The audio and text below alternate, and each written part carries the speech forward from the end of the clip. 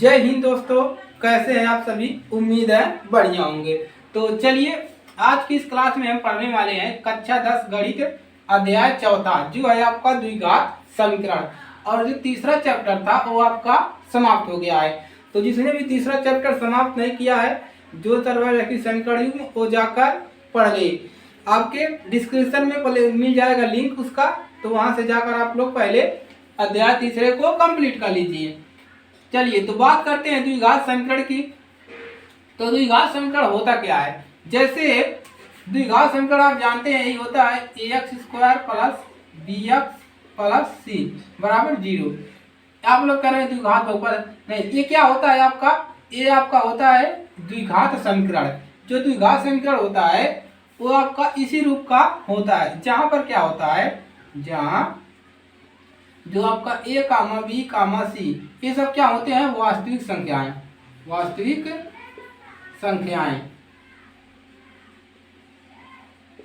वास्तविक संख्याएं। और यहाँ पर क्या होता है, जो a का मान होता है वो 0 नहीं होना चाहिए, यानी कि यहाँ पर a का मान जो आएगा वो 0 नहीं होना चाहिए। ये है आपका द्विघात समीकरण। तो द्विघात समीकरण को आप समीकरण यहाँ से भी समझ सकते हैं कि जहाँ मतलब px क्या हो 0 और घात कितना हो आपका 2, तो ये भी आपका क्या कहलाता है, द्विघात समीकरण।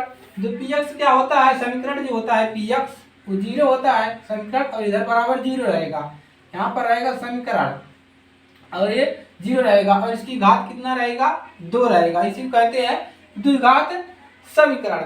अब हम द्विघात समीकरण को कुछ उदाहरण द्वारा समझेंगे। जैसे हमको इनको क्या करना है, उदाहरण पहले में गणितीय रूप में हमको इनको व्यक्त करना है, यानी कि हमको इनमें दिया है, देखिए इबारती प्रश्न, इसको हमको समीकरण के रूप में व्यक्त करना है गणितीय रूप में।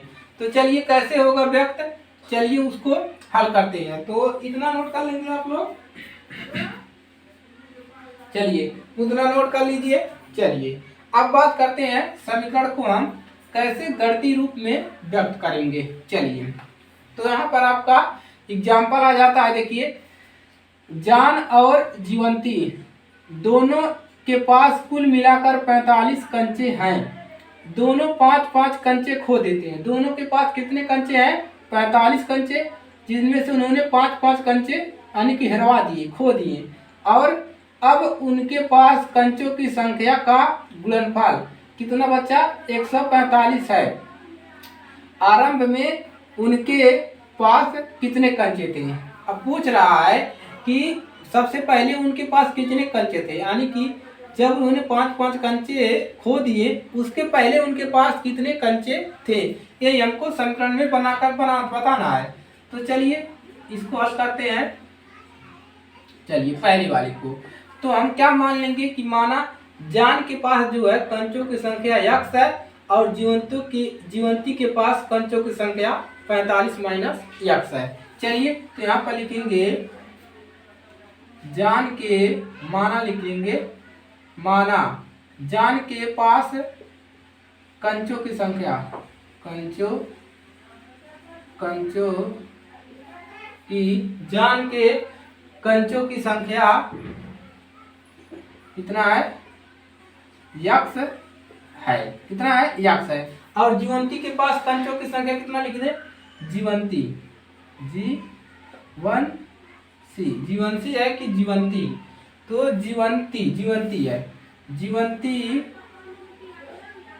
जीवंती के पास कंचों की संख्या कितना है, कंचों की संख्या, उसके बाद कितने संख्या है कंचों की, चलिए 45 माइनस x। क्यों, अब आप लोग कह रहे हैं कि जान के पास तो x है और जीवंती के पास क्यों इतना है, क्योंकि दोनों ने तो सेम 5-5 कंचे ही खो दिया है। क्यों है, क्योंकि हमको यहाँ से इसको गणितीय रूप में व्यक्त करना है। यहाँ पर हम x और y नहीं मानेंगे, यहाँ पर हमको समीकरण बनाना है, इनको गणितीय रूप में व्यक्त करना है कि उसके पहले कितने कंचे उन लोगों के पास थे। तो ये हो गया। अब हम यहाँ से प्रश्नानुसार क्या लिख सकते हैं, प्रश्नानुसार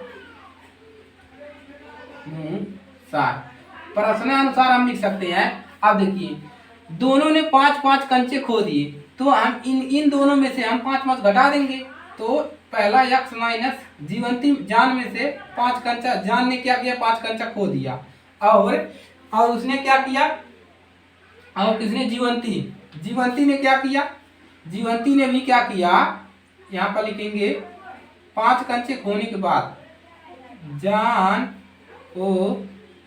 जान ने 5 कंचे खोने के बाद, ऐसे लिख लीजिए 5 कंचे खोने के बाद कितना बचा यक्स माइनस 5, और लिखेंगे जीवंती ने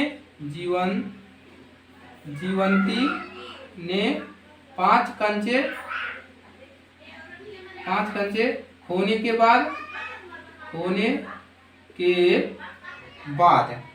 बाद 5 कंचे खोने के बाद क्या होगा, कितना बचा उसका 45, इतना है 45 माइनस एक्स है, कितना खो दिया 5 कंचा, तो इसको सही करके लिखेंगे 45 में से 5 घटाएंगे 40 बचेगा, 40 माइनस एक्स है इतना बचेगा। अब उनका गुणनफल निकालेंगे, तो उनका गुणनफल निकालेंगे, चलिए अब दोनों का गुणनफल निकालेंगे, यानी कि दोनों को गुणा कर देंगे, इसका और इसका, इन दोनों का गुणा करेंगे तो हमारा इनका गणितीय रूप आ जाएगा। चलिए ऊपर वाला लिख लिए हैं, चलिए अब दोनों का गुणा करेंगे तो कितना है, अतः उनका गुणनफल लिखेंगे, अतः उनका गुणनफल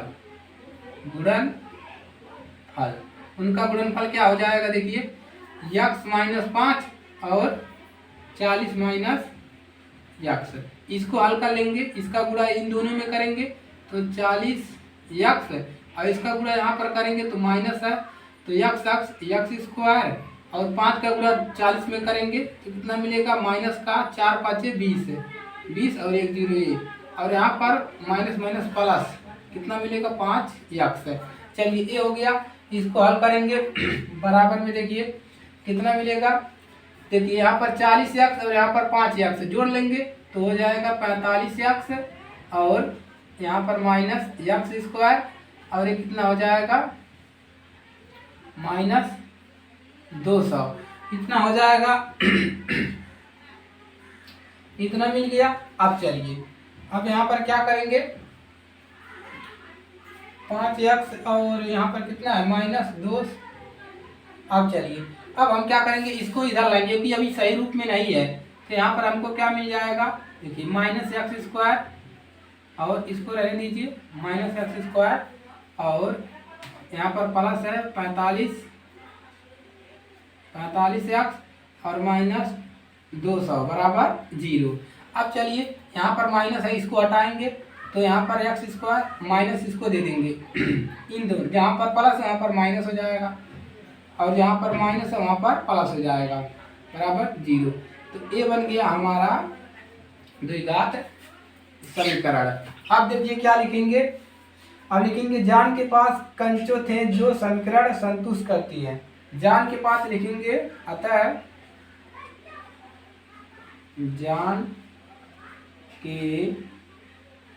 जान के पास जितने कंचे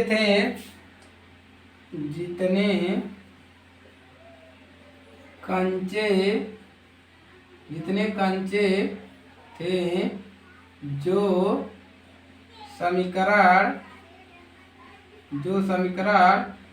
x square minus 4x plus 200 को क्या करते हैं, संतुष्ट करते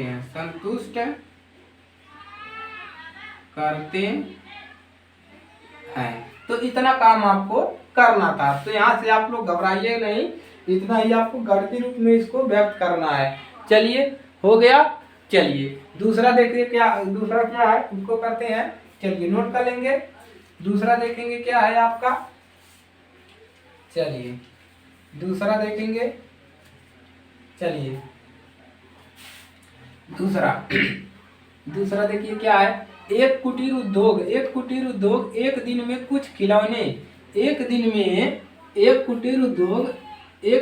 कुछ खिलौने निर्माण करता है। प्रत्येक खिलौनों का मूल्य 55 रुपये में से एक दिन में निर्माण किए गए खिलौनों की संख्या को घटाने से प्राप्त संख्या के बराबर है। उस दिन का निर्माण लागत 175 थी और आपसे पूछ रहा है 175 थी और आपसे पूछ रहा है कि निर्माण किए गए खिलौनों की संख्या ज्ञात कीजिए। क्या पूछ रहा है कि निर्माण किए गए खिलौनों की संख्या निकालिए। चलिए कैसे निकलेगा, देखिए हल दूसरे वाले का। देखिए कह रहा है कि प्रत्येक खिलौनों का मूल्य जो है 55 रुपए में से एक दिन में निर्माण किए गए खिलौनों की, यानी कि एक खिलौने का मूल्य 55 रुपया है और एक दिन में निर्माण किए गए खिलौनों की संख्या को घटाने से प्राप्त संख्या के बराबर है। तो चलिए लिखेंगे, माना उस दिन निर्माण खिलौनों की संख्या x है। क्या लिखेंगे, माना उस दिन निर्माण किए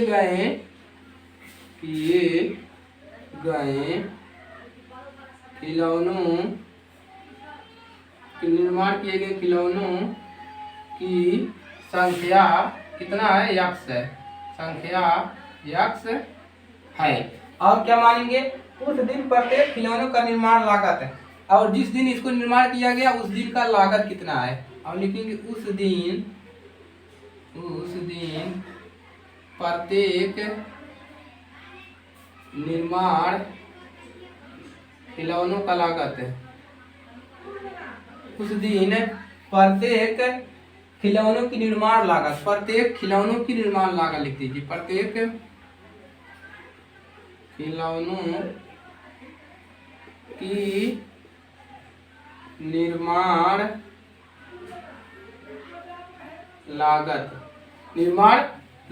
है रुपयों में, कितना था, रुपयों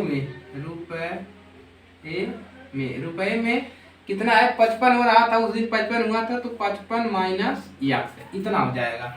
अब चलिए अब लिखेंगे, आता है उस दिन निर्माण लागत कितना होगा, आता है उस दिन निर्माण लागत कितना होगा, दोनों को जोड़ देंगे, लिखेंगे आता है उस दिन निर्माण लागत है, अतः उस दिन कुल निर्माण लागत लिख दीजिए, अतः उस दिन कुल निर्माण लागत है, यानी कि उस दिन कितना निर्माण खिलौनों का कितना निर्माण, कुल निर्माण लागत कितना होगा। तो लिखेंगे यही हुआ, कितना हुआ, x हुआ और इतना हुआ x और 55 माइनस x, इतना ही हुआ निर्माण लागत। चलिए और क्या है, प्राप्त खिलौने के बराबर एक दिन का निर्माण लागत कितना है, 750 बराबर 750। चलिए अब इसको क्या करेंगे, देखिए इसका गुणा यहाँ पर करेंगे तो 55x मिलेगा और इसका गुणा इसमें करेंगे तो माइनस x स्क्वायर बराबर 750। अब देखिए इसको इधर लाइए, इसको सही करके लिखेंगे तो माइनस x स्क्वायर और ये प्लस है 55x और इधर आएगा माइनस 750 बराबर 0। अब देखिए माइनस दे दीजिए इसको तो x स्क्वायर प्लस यहाँ पर प्लस है तो माइनस हो जाएगा माइनस 55x और ये माइनस है तो प्लस हो जाएगा 750 बराबर 0।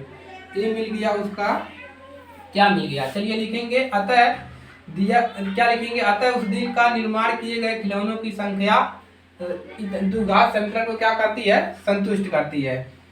तो लिख देंगे अतः उस दिन निर्माण किए गए खिलौनों, यहाँ से हम निकाल सकते हैं खिलौनों की संख्या, लेकिन हमको गणती रूप में सिर्फ व्यक्त करना है। यहाँ से हम x का मान निकाल सकते हैं। अतः उस दिन निर्माण किए गए खिलौनों की संख्या समीकरण इतना को संतुष्ट करती है। तो ये आपका दूसरा भी एग्जाम्पल हो गया। चलिए अब हम बात करेंगे इसमें दूसरे एग्जाम्पल की बात करेंगे।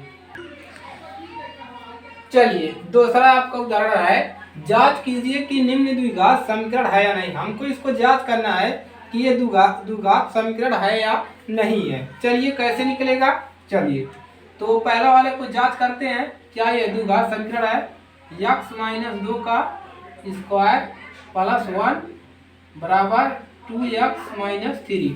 इसी को हल करेंगे। चलिए इसका a प्लस बी का होल स्क्वायर कर दीजिए। a प्लस बी का होल स्क्वायर क्या होता है? a square plus B square plus 2ab। इसको याद कर लीजिए आप लोग, जिसको नहीं याद है इसको याद कर लीजिए, क्योंकि यहाँ पर इसी का सूत्र लगेगा। a प्लस बी का है तो a माइनस बी हो जाएगा। चलिए a माइनस बी करेंगे तो यहाँ पर देखिए, यहाँ पर प्लस, अगर यहाँ पर माइनस है तो ये माइनस हो जाएगा, a माइनस बी का होल स्क्वायर।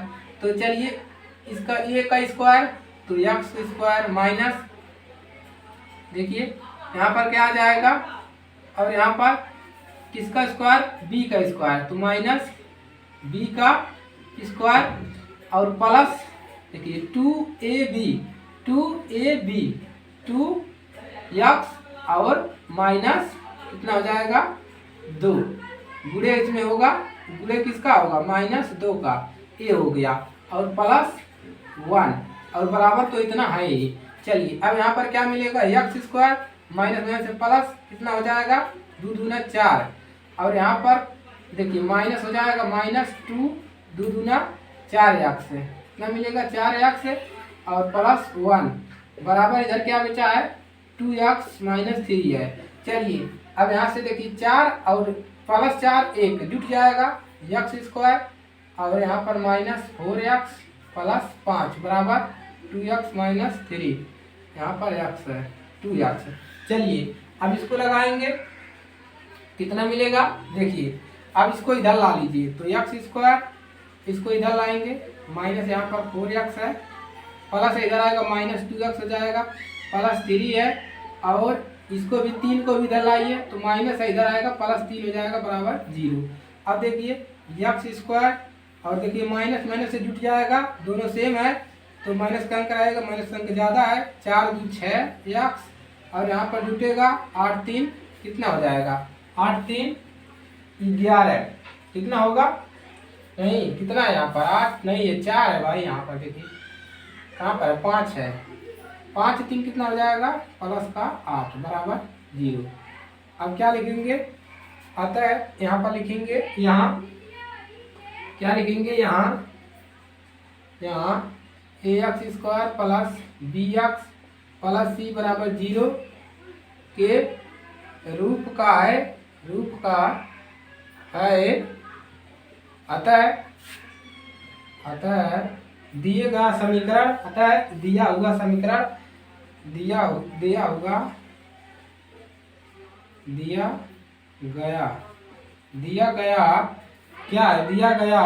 दिया हुआ समीकरण एक द्विघात समीकरण है। दिया गया समीकरण एक द्विघात समीकरण है। तो पहला वाला हल हो गया, नोट कर लीजिए। इसको आपको द्विघात समीकरण बनाना है और कुछ करना नहीं है। चलिए द्विघात समीकरण बन गया। चलिए अब दूसरे वाले को हल करते हैं। चलिए दूसरे वाले को हल करेंगे। देखिए क्या है आपका दूसरा वाला, तो यक्स प्लस 1 और प्लस 8 बराबर 2 कितना है? यक्स प्लस 2 और यक्स माइनस 2। चलिए अब इसका गुणा यहाँ पर करेंगे तो कितना मिलेगा? यक्स स्क्वायर, इसका कर दिए, अब इसका गुणा यहाँ पर करेंगे तो यक्स मिलेगा।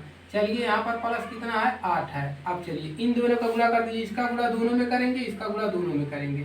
तो इसको पहले इसी में करेंगे यक्स स्क्वायर, यहाँ पर प्लस है और यहाँ पर माइनस है, कितना मिल जाएगा? -2x, प्लस का इसमें करेंगे प्लस 2x, इसका इसमें करेंगे -2 दूना 4।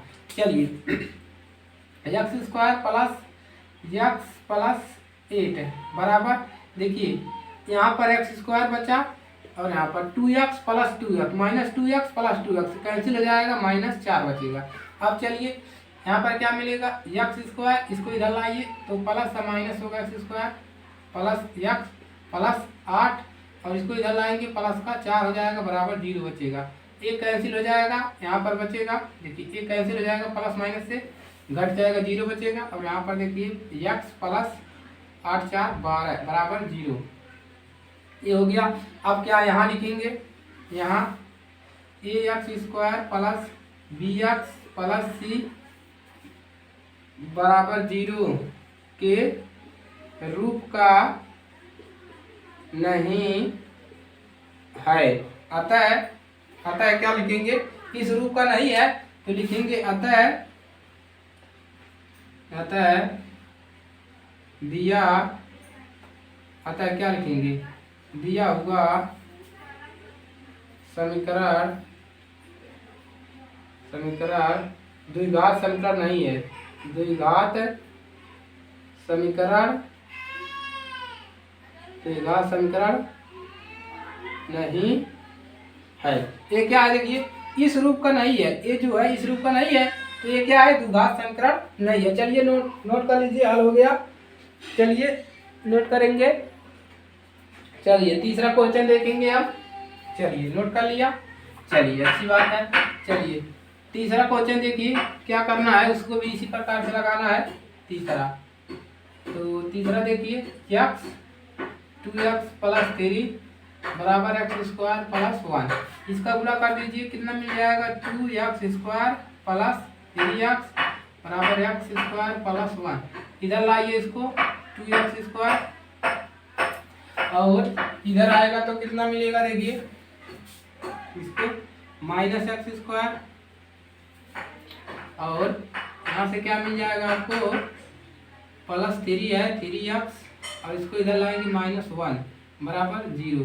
अब देखिए यहाँ पर हमको क्या मिलेगा, 2x में से x² घटाएंगे तो एक x² बचेगा, माइनस का x² नहीं प्लस का बचेगा क्योंकि प्लस का अंक ज़्यादा है। तो x² प्लस 3x - 1 बराबर 0। तो यहाँ से क्या लिखेंगे, यहाँ ax² plus bx plus c बराबर 0 के रूप का है। अतः दिया गया समीकरण द्विघात समीकरण है। अतः दिया गया समीकरण द्विघात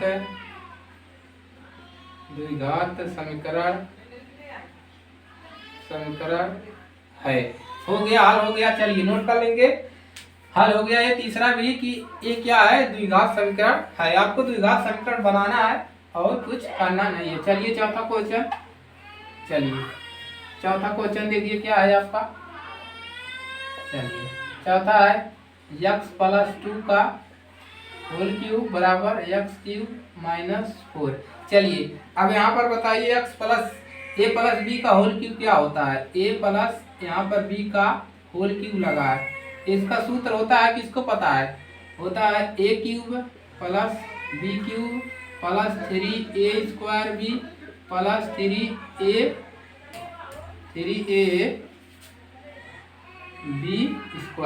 तो इसको नोट कर लीजिए, जिसको भी नहीं याद है वो a प्लस b का होल स्क्वायर नोट कर ले, इसी पर लगेगा प्रश्न है। चलिए अब इसको तोड़ेंगे तो यहाँ पर a का स्क्वायर यानी x का स्क्वायर प्लस 2 का क्यूब प्लस 3 लिखेंगे।